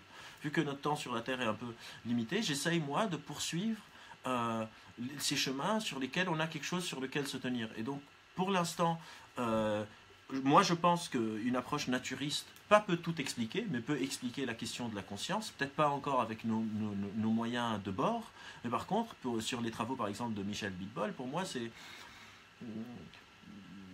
c'est une hypothèse comme une autre, mais sur laquelle on ne peut pas vraiment travailler. Si je m'y connais bien, parce que je pense que je le suis sur Facebook, c'est un truc au niveau de l'esprit et des énergies et de la physique quantique. Alors, on parlait tout à l'heure, avant de démarrer le live avec Vincent, qu'il y a plusieurs choses qui sont maintenant dans le buzz, alors que j'ai des potes qui travaillent dans certains de ces domaines, et quand je leur parle, ils ne sont pas du tout là-dedans, un peu comme moi en neurosciences. C'est l'intelligence artificielle, les neurosciences et les sciences cognitives, la physique quantique, où on veut tout expliquer par la physique quantique maintenant, et la blockchain, donc tout ce qui est Bitcoin, etc. Et on va résoudre tous les problèmes du monde avec la blockchain. Et donc c'est un peu ça. C'est les marottes d'aujourd'hui, quoi. Oui, alors je pense clairement que la conscience est dans le cerveau. Je ne sais pas comment, mais c'est vers quoi on se dirige, et après j'espère qu'on aura des outils de plus en plus fins et une réflexion de plus en plus fine, et qui sait, peut-être avec une collaboration avec les machines qui nous aident dans notre vécu, comme aujourd'hui l'iPhone de Vincent, pour pouvoir computer toutes ces choses et avoir un modèle qui fonctionne et surtout qu'on peut tester. Parce que des modèles qui fonctionnent mais qu'on ne peut pas tester, on en a déjà 6 000 ans, 10 000 ans, depuis qu'on a l'écriture. On a ces modèles, et c'est bien, mais c'est juste, je peux pas faire ça, je peux pas en faire mon boulot, quoi. C'est une question qui est passée par... qu'est-ce que tu penses des neurones dans le cœur, dans l'estomac, tout ça? Parce que tu dis conscience, c'est le cerveau. Maintenant, un truc à la mode, mais alors vraiment... Oui, non, mais on a découvert des tracts, on a découvert... Alors là aussi, un des personnes qui est à Chiasma travaille sur le tract entre le gut et le cerveau. Je dis que la conscience est dans le cerveau pour une raison très très simple. C'est que pendant longtemps, tout ce qu'on apprenait sur le cerveau, avant l'avancée technologique, on attendait que quelqu'un ait un accident. Et on voyait qu'est-ce qu'il perdait comme fonctionnalité. Par exemple, Phineas Gage, un des cas les plus connus, a reçu une barre de métal à travers son cortex préfrontal dans les débuts du XXe siècle, et il a changé de personnalité et d'humeur. On s'est dit, tiens, probablement, l'humeur et tout ça est là. Pour la conscience, par exemple, il y a des études qui se font sur la psilocybine, qui est la substance active des champignons hallucinogènes, qui impacte une aire du cerveau où on pense qu'il y a le self, le moi. Et c'est pour ça que quand on prend des substances hallucinogènes comme la psilocybine ou la LSD, pour ceux qui ont essayé, on sent qu'on est un avec le monde, on sent qu'on est un avec l'univers, parce que notre notion de self commence un peu à disparaître. Et donc, on a des personnes qui perdent la conscience quand leur cerveau est impacté, mais si quelqu'un a un cœur artificiel, il est encore conscient. Et si quelqu'un a un estomac qui est ruiné, il est encore conscient. Donc si la fonction est maintenue, c'est que c'est probablement dans le cerveau. Par contre, il y a des choses très intéressantes qui sont en train de se faire au niveau du lien entre le gut, donc l'estomac et la flore intestinale, et on a découvert des afférences nerveuses entre ces deux tracts. C'est des choses qu'on a découvertes depuis très récemment, et donc il ne faut pas... parce que si je dis mon opinion, etc., elle va devenir sticky, elle va devenir gluante, et après si on la rétracte, elle risque... Je ne veux pas être celui qui invente le nouveau 10% du cerveau. Et donc, c'est bien, ça t'honore. C'est la même chose aussi pour l'épigénétique. Vous allez voir, d'ici quelques temps, vous allez entendre de plus en plus d'épigénétique. Là aussi, les gens qui travaillent dessus, ils ne savent pas encore comment ça marche, et donc c'est important de ne pas... Amandine qui dit: qu'est-ce que les neurosciences pourraient apporter de nouveau aux enseignants dans leur pratique? Alors ça, super question quand même. Ça, c'est aussi quelque chose. C'est fantasmatique, mais on est dans le fantasme aussi. Alors, non, mais je travaille pas mal avec le centre de recherche interdisciplinaire et les aventuriers du cerveau qui essayent d'apprendre la science. Du savoir. Du aventuriers du cerveau, tu dis? Du cerveau, oui. Ah oui, toi, c'est les cerveaux. Il y a plusieurs. Il y a les aventuriers du savoir, du cerveau, de l'espace, etc. Et donc moi, je fais les aventuriers du cerveau. Alors, j'ai fait une conférence sur le sujet, sur les neurosciences et l'éducation. Il faut savoir qu'il ne faut pas que les neurosciences empiètrent sur l'expertise des gens qui travaillent dans les sciences de l'éducation. Les neuroscientifiques ne sont pas là pour dire aux profs comment enseigner. Par contre, comment les neurosciences peuvent éclairer les sciences de l'éducation, c'est de leur apporter notre expertise sur comment est-ce qu'on apprend et qu'est-ce qui marche mieux. Par exemple, on peut aussi détruire beaucoup de mythes. Le mythe que chacun a son style d'apprentissage, qu'il y a des élèves qui sont plus visuels et des élèves qui sont plus auditifs. Ça dépend beaucoup plus de la tâche que du style d'apprentissage. On n'a pas vraiment. Et donc là aussi, c'est plus dans un travail d'accompagnement grâce aux chercheurs en neurosciences qui collaborent avec des chercheurs dans les sciences de l'éducation pour voir qu'est-ce qui marche mieux, par exemple. Et c'est pas seulement les neurosciences. Quand je dis neurosciences, en fait, il faudrait qu'on remplace tout ce que je dis par sciences cognitives. Parce que, par exemple, on a trouvé que quand on renforce l'effort et non pas la note, les gens travaillent mieux. Quand les élèves sentent que s'ils ratent un examen, c'est pas la fin du monde, ils sont moins stressés et donc ils étudient mieux. On a découvert que si on apprend en sujet et pas en matière, donc au lieu d'apprendre les maths seules, la physique seule, la chimie seule, si par exemple on dit à un enfant on va apprendre comment bouge une balançoire, on lui apprend les mathématiques des courbes, mais aussi la physique des cordes, etc., ça marche mieux. Et donc c'est ce genre de choses. Mais encore une fois, il faut faire très attention à cette... Il ne faut pas que les neuroscientifiques deviennent des experts en tout, mais donc des experts en quelque part rien aussi. C'est un domaine très très spécifique et les personnes doivent faire attention, aussi bien les chercheurs doivent avoir une caution de ne pas empiéter sur des choses même s'ils ont des idées, parce que l'expertise est importante, et que la population générale aussi ne croit pas quelqu'un parce qu'il est juste une autorité. Souvent, il y a des médecins par exemple qui sont neurologues qui deviennent experts en intelligence artificielle. Alors que c'est pas leur boulot. Ils sont même pas neurologues, ils sont même urologues. Oui, ben voilà. Des urologues, ce qui est pas pareil. En intelligence artificielle. Attention. Et des neuroscientifiques. Oh là, c'est rien. C'est moi. Très bon réflexe cognitif, pratico-pratique. C'est les jeux vidéo. C'est les jeux vidéo. Tu penses que les jeux vidéo, ça développe le cerveau positivement? Je pense qu'il n'y a rien qui développe un truc positivement. Enfin, c'est dans l'utilisation. Est-ce que... Alors, vas-y, dans l'utilisation, c'est-à-dire si quelqu'un... parce que c'est un décalage. Non, c'est un décalage. C'est mon amygdale. Trop de jeux vidéo, attention. C'est mon amygdale. Les jeux vidéo, est-ce que ça préside à... je sais pas... C'est comme maintenant, il y a cette peur des écrans. Les écrans, c'est mauvais pour les enfants, etc. On ne sait pas. Il n'y en a pas encore des études longitudinales assez longues. Par contre, oui, on sait que les jeux vidéo, ça peut aider dans plein de choses. Il y a même des jeux vidéo qu'on utilise en thérapie pour faire de la remédiation cognitive, pour apprendre comment résoudre des problèmes, pour resynchroniser par exemple les mouvements oculaires avec les mouvements de la main. Parce que si je veux tenir ce verre, il faut que je synchronise ma main et mes yeux. Et ça, les jeux vidéo aident beaucoup. Mais aussi, il y a l'autre versant, c'est que si j'ai un ado qui a 13 ans et qui joue 10 heures de jeux vidéo par jour, ben, c'est pas bon. Et donc, il faut sortir d'essayer de trouver des règles qui marchent pour tout. Le monde est intéressant parce qu'il est nuancé. Et si on dit les jeux vidéo c'est bien, la phytothérapie c'est mal, le machin c'est bien, le machin c'est mal, on perd ce qui rend la réalité intéressante. Et moi je suis quelqu'un qui trouve le réel fascinant. Genre je suis fasciné par le réel. Hakim qui dit: mon prof de philo délire sur le champ morphique pour expliquer la conscience. Dis-moi que c'est du délire cette histoire. Je sais même pas c'est quoi le champ morphique. Donc si Hakim, tu peux m'expliquer le champ morphique. C'est du délire, je Mais ça a l'air confirme. d'être C'est du délire, c'est du Ça délire. a l'air d'être du délire. Que la pensée puisse... Salut Marie. Ah, il y a des amis à toi. Super. Et les alors il y a les neurosciences sociales. Alors ça c'est assez fascinant. Je sais pas si. Ah là, il y a une question qui. Ah ouais. Travaillez-vous sur le stress post-traumatique? Est-ce que oui? Ou n'est-ce pas votre champ de recherche, avec le contexte de guerre, de migration, d'attentats, mais aussi des traumas découlant des viols, accidents, etc.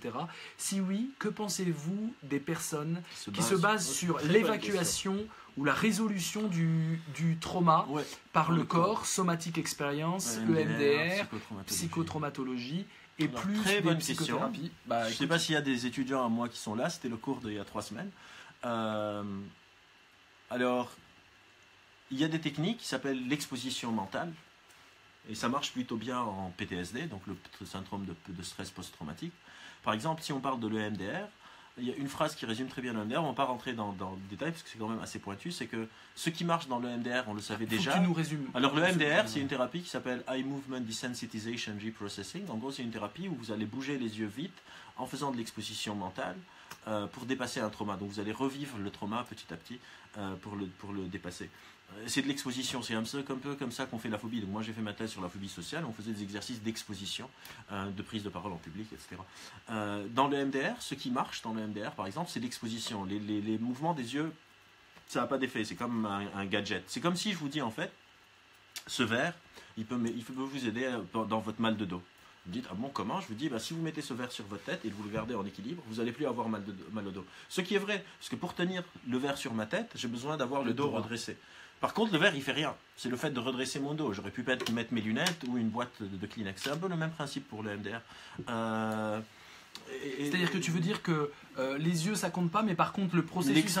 L'exposition. C'est quoi l'exposition? Et donc le but, c'est de s'exposer au trauma pour pouvoir voir quelles sont les idées et les émotions qui ressortent quand j'y pense, et petit à petit le désensitiser. Par exemple, une équipe de recherche, dont un pote chercheur, qui était chez moi hier, salut Romain si tu me regardes, travaille avec une équipe au Portugal, et notamment à Amsterdam et aussi à Londres, qui travaille sur faire de l'exposition mentale dans les traumas et dans les PTSD, mais sous drogue.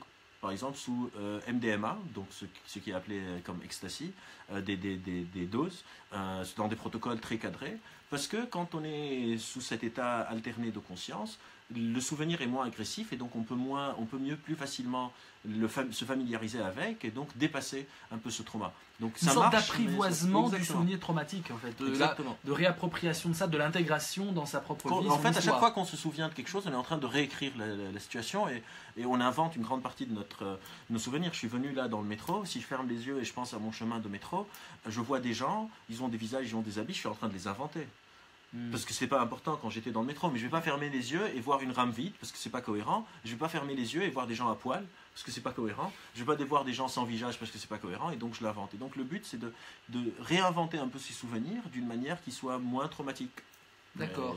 Donc des micro-transformations, c'est une sorte de plasticité du souvenir. C'est une sorte de... Oui, bien sûr. Clairement, la mémoire, c'est quelque chose... C'est pour ça que je te dis, la comparaison avec l'ordinateur, c'est pas du tout bien. Bon, parce que la mémoire, clairement, c'est quelque chose qui est en constant... À chaque fois que tu te souviens de quelque chose, tu es en train de le changer.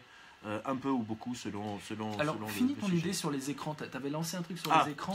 Sur les écrans. C'est tellement présent comme débat. Les écrans, là aussi, je vous envoie la perte de l'attention. Voilà, donc là, je travaille avec l'ENSI, l'École nationale pour les sciences du design, et la FING, la Fondation Internet Nouvelle Génération, sur quelque chose qu'on appelle le rétrocontrôle de l'attention et le design éthique, sur comment est-ce qu'on peut mieux designer des sites web, des applications qui respectent l'attention de l'utilisateur, parce que notre attention est une ressource très très très limitée, et donc on a besoin de faire attention à comment on la dépense. Et donc les écrans, oui, après ça dépend, ça veut rien dire, les écrans c'est mal, les écrans c'est bien. Qu'est-ce qu'il y a sur l'écran? Est-ce qu'il y a sur l'écran, je sais pas moi, Hanouna ou Arte? Je dis pas qu'un est mauvais et l'autre bon, un peu aussi, mais genre, qu'est-ce qu'il y a sur l'écran et quel écran? Est-ce que c'est un écran où je suis en train de lire Baudelaire sur mon Kindle? Et là aussi on revient à cette notion de nuance et d'arrêter de vouloir trouver des règles qui expliquent tout. C'est dommage, ça marche pas comme ça. Cécile qui dit, avez-vous travaillé sur l'hypermnésie? Non, je connais la notion, c'est des personnes qui ont une mémoire quasiment parfaite, mais moi j'y ai pas trop travaillé. Et les raptus anxieux? C'est quoi un raptus? Je sais pas c'est quoi, raptus. Les crises d'angoisse. Ah oui, je travaille beaucoup sur les troubles, les crises d'angoisse et les troubles paniques. Ouais. On fait une thérapie. C'est la question, c'est que faire contre les raptus anxieux? Une thérapie. C'est quoi la thérapie alors? Parce Alors, qu'il ça y en a dépend. 40 000 des thérapies. Exactement. Ouais. Il y en a aussi 40 000 des raptus anxieux. Il y a, par exemple, les troubles anxieux généralisés, on est tout le temps stressé, mais c'est pas très fort, mais on est inquiet de tout et n'importe quoi, et tout nous angoisse. Il y a le trouble panique, où on a des attaques de panique, on ne sait pas vraiment pourquoi. Il y a les troubles anxieux plus comme grande famille, où on a des stress, par exemple, comme la phobie sociale, on est anxieux à l'idée de parler en public, les angoisses de performance, j'ai très peur de faire des examens ou des entretiens parce que j'ai peur d'échouer, etc., etc. Et donc, là aussi, il y a des recommandations de choses qui marchent mieux ou moins bien selon le problème qui existe. Samira qui dit les écrans c'est comme un couteau, ça peut servir à couper dans le meilleur des cas ou à tuer dans le pire. Exactement, comme tous nos outils, c'est très sensé, j'aimerais bien que les gens Claudia, soient aussi sensés que toi. Claudia, en ce qui concerne les écrans, on parle surtout de la nocivité des écrans bleus. Alors les écrans bleus, donc, la première chose, la lumière bleue, c'est pas la couleur bleue, on appelle ça la lumière bleue, mais ça n'a rien à voir avec la couleur bleue. Les chercheurs qui travaillent sur ça, je ne travaille pas vraiment sur ça, mais ils disent que le problème c'est avec les rythmes circadiens, c'est-à-dire c'est un impact négatif sur le rythme du sommeil. Mais maintenant tous les nouveaux téléphones ont un mode night mode qui soi-disant élimine la lumière bleue. Est-ce que c'est validé? Est-ce qu'il y a des recherches qui ont essayé d'objectiver ça? Je ne sais pas. J'ai eu Albert comme prof et il est génial comme enseignant. Salut, Laurine. Laura, oui, vas-y. Je l'ai mis +1 si on était encore. Alors, Laura qui dit comment tu expliques lorsqu'on est sous l'effet de l'ayahuasca, la plante sacrée en Amazonie, avec un rituel chamanique autour et tout ça, la plupart des personnes ont des visions de serpents. Est-ce que ça pourrait stimuler et rendre accessible une mémoire ancestrale en nous? Alors, pour répondre à ta question, Laura, il faudrait. T'as déjà testé un peu l'ayahuasca? J'ai un peu testé pas mal de choses. Ouais, mais l'ayahuasca. Pour la science. Non, attends, l'ayahuasca, il faut y aller quand même. L'ayahuasca, je ne l'ai pas testé pour une raison très très simple, c'est que quand tu prends de l'ayahuasca, il y a une grosse période de vomissement, de purge. Ouais. Et j'avais pas envie de je comprends ça. Mais t'as le chaman, mais je connais, tout le monde et donc autour. voilà, et pour revenir à ta question, Laura, du moins des personnes que je sais, etc., je suis pas sûr que la plupart des personnes ont des visions de serpent. Mais pas mal. Par contre, le serpent, donc une forme sinueuse, est quelque chose qui est très commun.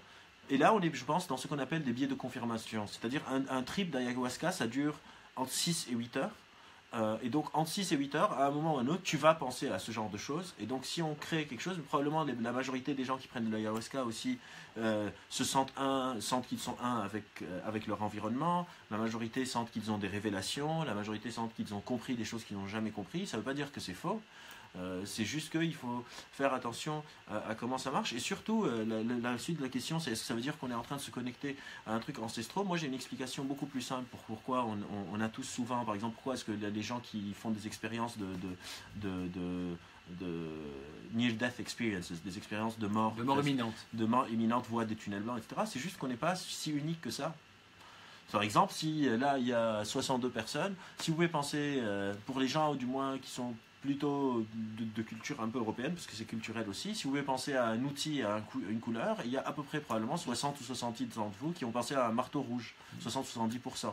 Parce qu'on n'est pas si unique. Souvent, là, j'ai fait une conférence récemment sur les pubs sur Facebook. Les gens disent « Ah, mais Facebook m'écoute, etc. » Facebook ne vous écoute pas à travers le micro. Facebook sait que si il sait votre âge, votre sexe, où vous habitez, etc., il vous montre ce qui intéresse les gens de votre groupe. Et souvent, ce qui intéresse les gens de votre groupe vous intéresse aussi. Et donc, c'est tout à fait normal que... Notre narcissisme en prend un coup. Notre sentiment d'unicité. Vous êtes unique comme tout le monde. Un peu. Pas mal. Et donc, c'est normal qu'on délire sur des choses similaires, parce qu'on est tous à peu près similaires. Et pour les serpents, tu l'as dit, l'ayahuasca fait vomir. Et qu'est-ce qui...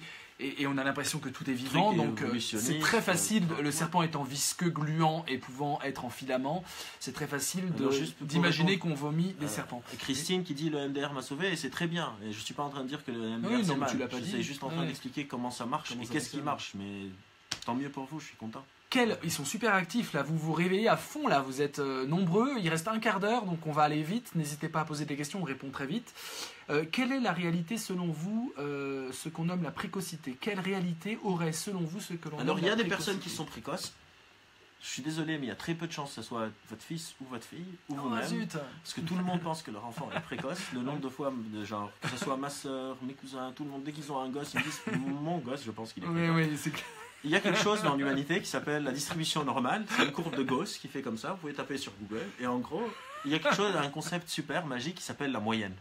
Et la moyenne s'appelle la moyenne parce que la majorité des gens se trouvent dans la moyenne. Ouais. Et on suit tous une courbe de distribution normale, donc 68% d'entre nous sont à un écart type de la moyenne, 97% d'entre nous sont en 2 écarts type de la moyenne, et juste entre 3 et 0,3% sont à 3 écarts de la moyenne.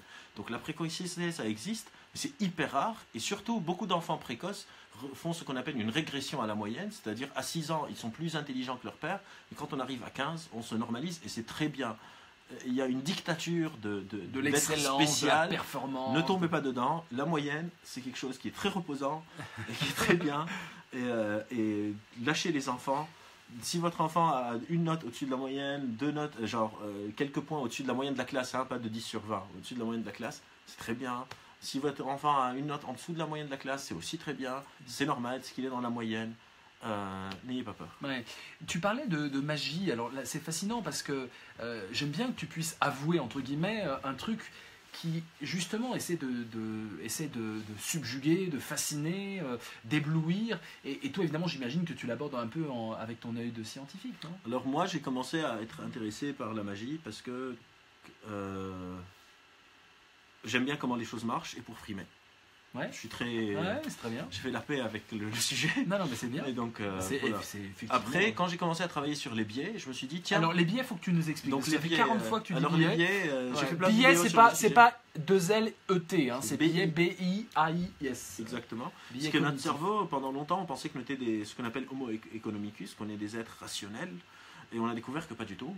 On fait des choix complètement irrationnels. On reconstruit le monde. On ne voit pas le monde tel qu'il est. On le construit avec qui nous sommes, nous aussi. Et donc quand je me suis intéressé à cette reconstruction, je me suis dit bah, c'est en rapport avec les tours de magie que je fais. Par exemple, je sais pas, je prends une bague, je prends la bague, je la mets dans ma main, j'ouvre ma main, la bague n'est plus là, en fait elle était là, mais elle n'est plus là, et elle est là maintenant. Mais j'ai caché sous la caméra. Genre c'est un truc très, très bête. Mais c'est parce que notre cerveau aime bien... T'en as d'autres? J'en ai pas mal, ouais. Ah, vas-y, Par doucement, exemple, vas-y. j'enlève ma bague, elle revient ici.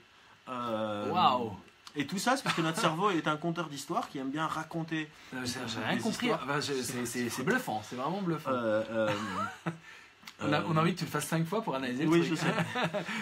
Tu me diras le truc à la ça, fin du live, tu sors pas de chez moi là. Et tout ça, c'est sur des trucs attentionnels. Et donc, je suis allé chercher, est-ce qu'il n'y a pas des gens qui ont fait le rapprochement? Je me suis dit, j'ai l'idée des génies, je vais bridger la psychologie, l'attention, la neuroscience et la magie. J'ai tapé sur Google et j'ai découvert qu'il y a des tonnes de trucs qui ont été faits. Ouais. Parce que souvent, on pense qu'on a la bonne idée, et après on découvre qu'on n'est pas si unique que ça.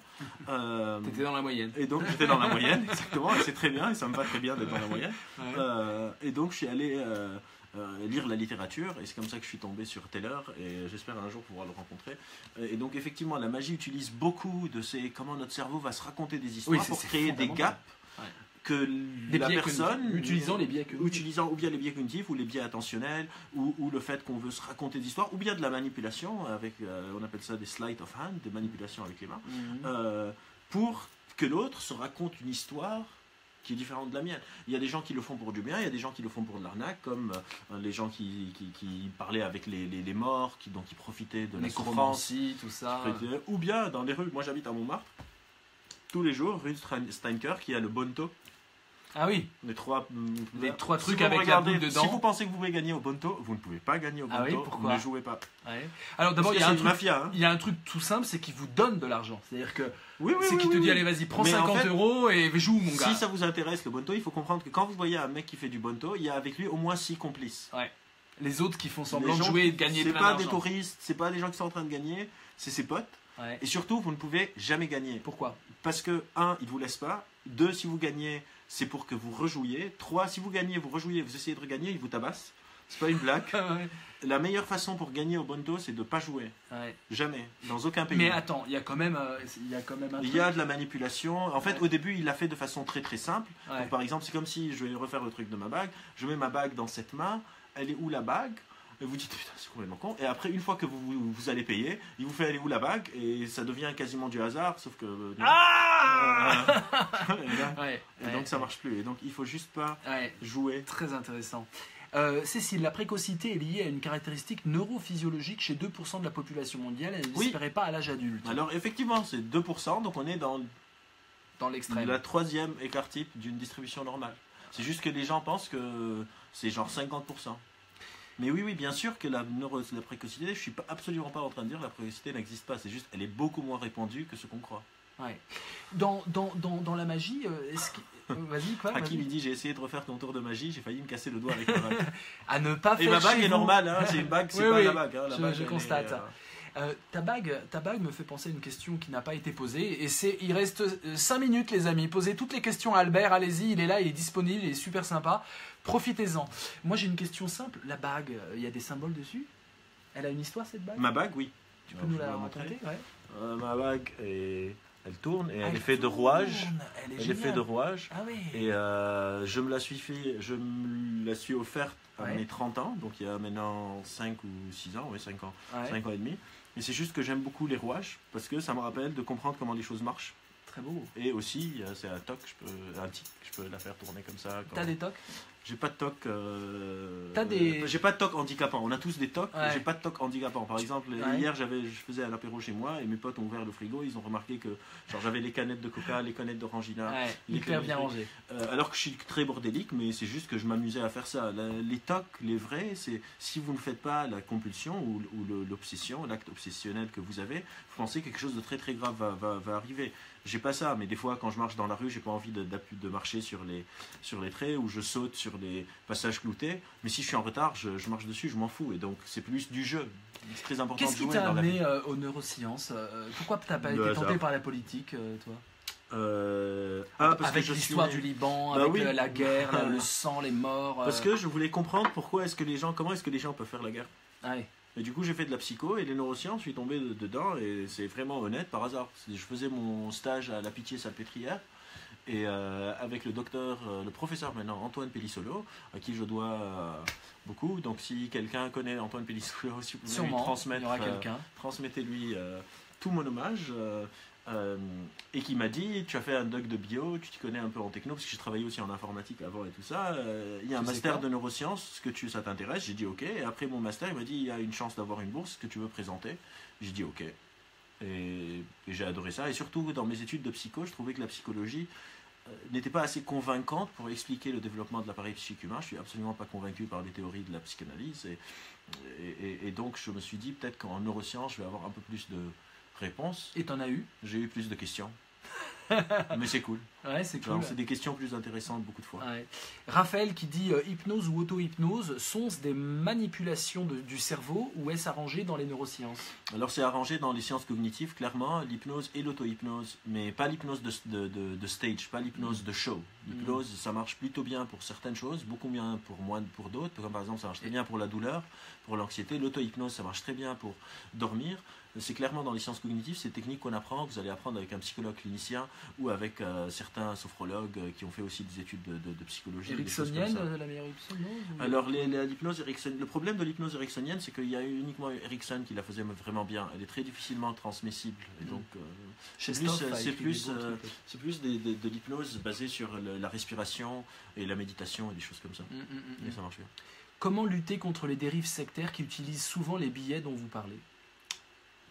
Par la pédagogie, c'est pour ça que j'ai créé Chiasma, où on Alors, va un peu partout en dis-nous France. un peu, Donc pour Chiasma, voir, c'est ouais. une association, boîte, je ne sais pas comment on veut l'appeler, que j'ai créée avec 3 amis chercheurs, on est maintenant 6. C-H-I-A-S-M-A. Ouais, vous pouvez aller sur la page Facebook, Je mettrai en CHIASMA, lien dans le où vous description. allez sur mon profil et c'est écrit sur la première ligne de mon descriptif, où on travaille sur éduquer les gens. Donc tout ce que je fais, je ne fais jamais de cours et de conf ou d'intervention même en entreprise pour aider les entreprises à comprendre les biais avec leurs clients. Je ne fais rien qui est du côté client. Tout ce que je fais, c'est vraiment d'essayer de toucher le maximum de nombre de gens. C'est pour ça un peu aussi que je suis ici, en plus de la présence très agréable de Vincent,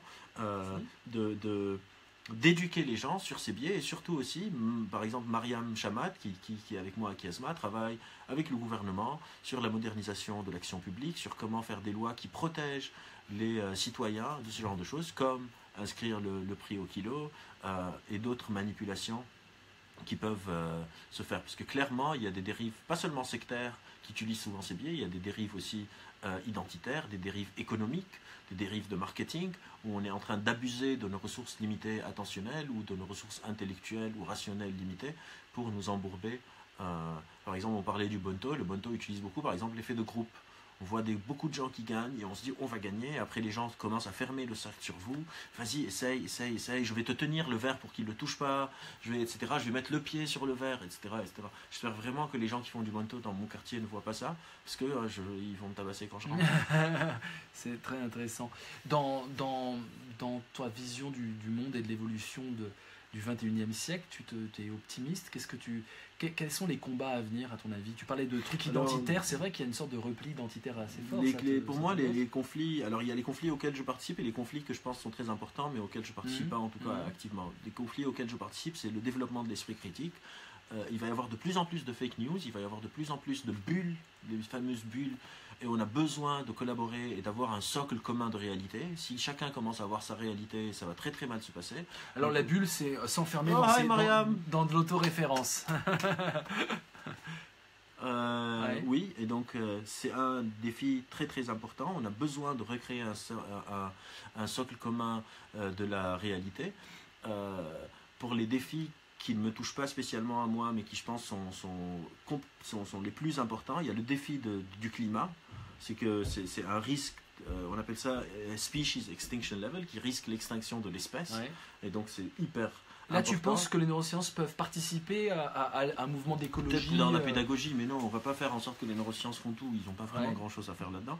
Au niveau des données, l'utilisation il y a quand même l'idée de changement de mentalité. Oui, il y a donc l'idée de la pédagogie, c'est ce que je dis, mais aussi c'est avec l'éducation et tout. Donc on revient à l'esprit critique.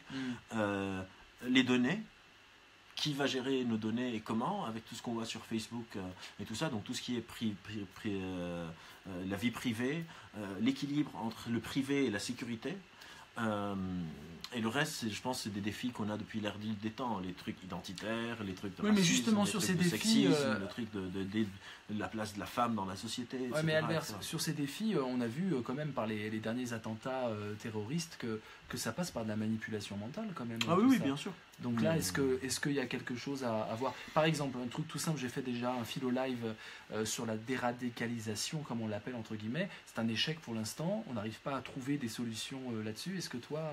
Avec quoi, pardon? La déradicalisation. Là, ah oui, alors, j'étais en train de voir qui a liké c'est moi, je l'ai liké pour toi. Okay, merci. La déradicalisation, alors j'ai eu la chance de faire quelques réunions avec des personnes du gouvernement pour la déradicalisation. Je pense que c'est un problème très complexe dans le sens où il y a plusieurs bouts qu'on doit attraper. C'est-à-dire il faut déjà, et peut-être c'est pas très populaire ce que je vais dire, mais il faut déjà essayer de comprendre comment on en arrive là. Parce qu'au final, on commence tous par des homo sapiens. Qu'on devienne pédophile ou terroriste ou endoctriné, il faut comprendre les causes. Mais en parallèle, parce que les causes, ça va prendre du temps pour les gérer, en parallèle, on a besoin d'assurer la protection. Et donc il faut aussi voir comment est-ce qu'on peut empêcher les personnes qui tombent là-dedans, et surtout, souvent les personnes qui vont faire les attentats, pas les personnes qui les commanditent, parce que c'est un peu comme la drogue, les personnes qui font l'argent n'est pas les mêmes que les dealers. Que les toxicos. Que les utilisateurs aussi. Voir comment est-ce qu'on peut introduire de la complexité dans la tête des gens, parce que souvent, quand on tombe dans ce genre de dérive, on est hyper polarisé, on a une vision hyper noir et blanc du monde. Les Occidentaux, c'est des méchants, ils nous ont butés, il faut qu'on prenne notre revanche. Et c'est pas vrai. Souvent, les théories du complot, une grande partie des théories du complot, que ce soit sur le 11 septembre, que ce soit sur Daesh, que ce soit sur tout ça, c'est des idées qui sont hyper simples. En gros, il y a un méchant et un gentil. Et on rajoute des couches de complexité dedans pour sentir qu'on est intelligent. Par exemple, avec le 11 septembre, on dit « Ah, les avions, est-ce que ça peut faire fondre du métal, etc. » Alors qu'à la base, la théorie est très simple, c'est le gouvernement américain qui l'a fait. Et donc souvent, et le but, c'est d'exposer que souvent, c'est des théories hyper simplistes qui prétendent être complexes. Et donc de revenir sur cette notion, d'apprendre aux gens de pondérer leurs opinions, d'avoir des facteurs de confiance, de ne pas avoir des positions en noir et blanc sur des sujets qu'ils maîtrisent ou qu'ils ne maîtrisent pas. J'espère qu'au cours de ce live, vous avez vu que beaucoup de fois, moi, je ne suis pas sûr de mes opinions sur des choses sur lesquelles je travaille depuis 15 ou 20 ans, comme les neurosciences ou la psychologie. Et j'espère que, du moins, les quelques personnes ou les plusieurs personnes ou les centaines de personnes qui vont voir ce Facebook Live, les milliers de personnes, ça sera sur YouTube, milliards, qu'ils essayent tout le temps de se demander combien est-ce que je suis sûr de mon opinion et comment est-ce que je suis arrivé à cette opinion. Et un dernier conseil que je peux donner pour pour un peu promouvoir cette flexibilité mentale, c'est d'être attaché à comment vous êtes arrivé à une opinion et pas à l'opinion en elle-même. Par exemple, si vous êtes pour ou contre, je ne sais pas moi, les OGM, demandez-vous pourquoi. Et soyez attaché au pourquoi, pour que si les informations changent, vous changez. Alors que si vous êtes attaché à l'opinion en elle-même, si les informations changent, vous allez les rejeter. Un peu comme une équipe de foot. C'est-à-dire, si je suis pour, je sais pas, le PSG, s'ils jouent bien ou mal, je vais rester pour eux. C'est un peu... pour le foot, c'est pas très grave, mais c'est pas très intelligent pour le reste. Dans la vie, il vaut mieux lâcher une équipe qui joue pas bien. Quoi. Il y en a qui provoquent le bonotto, c'est la vie. J'adore le bonneto, hein. Laurence, aussi c'est une amie. Ah, d'accord. Les traumatismes de nos Quand est-ce que tu passes par Paris? Ça fait longtemps que je t'ai pas vu. Tu vois, ça, c'est une plateforme, Ouais, non, c'est c'est vachement cool. intéressant. Les traumatismes de nos ancêtres se sont transmis, et cela, l'épigénétique. Alors, je sais pas si vous venez d'arriver dans le. Ouais, dans on le en a film, parlé, mais j'en ai et parlé. non, c'est pas ça. On sait pas. C'est plus On complexe. sait pas. Épigénétique, blockchain, IA, neurosciences. C'est à la mode, mais C'est à la trop. mode, trop. on sait pas encore, on sait pas. Les gens qui sont en train d'étudier ces sujets ne savent pas. Et donc, les gens qui prétendent qu'ils savent, assurez-vous, est-ce qu'ils étudient ce sujet ou est-ce qu'ils sont en train de... Ils ont lu 2-3 articles, ils ont vu une vidéo YouTube et ils ont compris l'épigénétique. J'ai des potes épigénéticiens et eux-mêmes ne comprennent pas vraiment ce qui se passe. Donc moi, je suis encore moins... Mais je suis encore plus ignorant. Finalement, ce qu'on dit là sur que- l'idée de pondérer, l'idée de faire attention, de nuancer, c'est un peu le signe des temps où la connaissance est tout de suite en ligne, où les dernières Oui, recherches oui, scientifiques oui, sont oui, en oui, ligne, oui. et où la soif humaine de vouloir comprendre, même Oui. si on n'est pas spécialisé, je veux dire, faut pas non plus... Il y a un grand rôle de l'amateurisme aussi. Moi, Ah oui. tu vois, c'est beau l'amateurisme. Ils savent pas, ils sont pas estampillés experts et tout ça, mais ils cherchent aussi. Donc, ce que tu dis doit aller aussi de pair avec la Ah, moi, gourmandise je de la pense que c'est connaissance. très tu important, vois. la gourmandise de la connaissance. Par contre, il faut chercher assez pour comprendre pas ce qu'on Faut pas conclure, quoi. Et surtout, il ne faut pas s'arrêter quand on comprend un truc. Il faut s'arrêter quand on peut estimer tout ce qu'on ne comprend pas encore. Il y a un des poètes que j'aime beaucoup qui s'appelle Alexander Pope.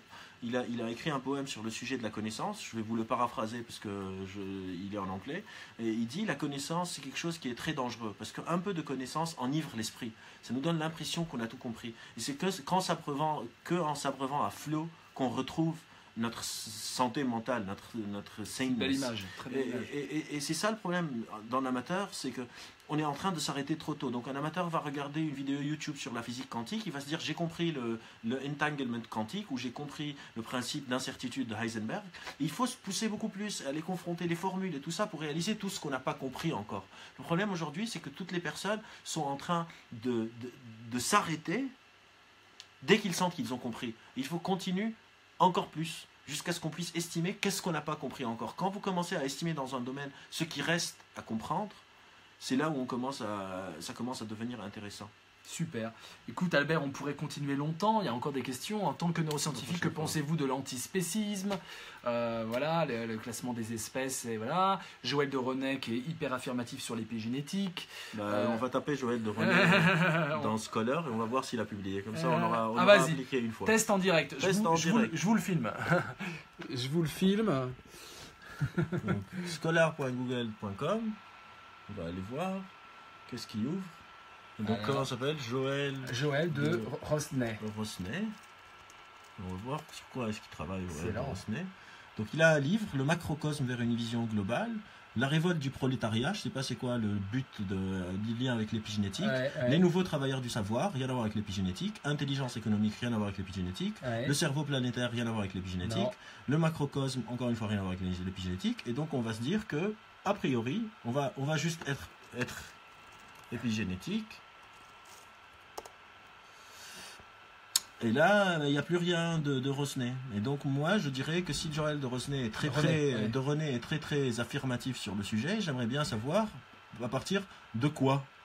À partir Basé de sur quoi lectures qu'il a dû faire, on imagine. Mais, le problème avec l'épigénétique, c'est que c'est quelque chose qui est vraiment nouveau. Et si quelqu'un me parle à partir des lectures sur l'existentialisme, Ouais.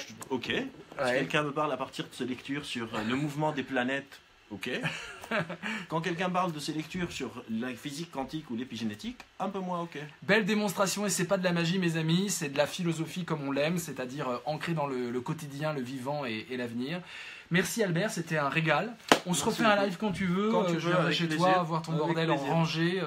Ouais, non. C'était un plaisir mes amis, la vidéo elle va aller sur YouTube, vous allez la partager, elle doit faire le tour du monde. Et puis je vous dis à bientôt et encore une fois on va suivre Merci. ton aventure. Merci, Merci Albert. beaucoup. À bientôt bientôt. les amis, au revoir. Ciao.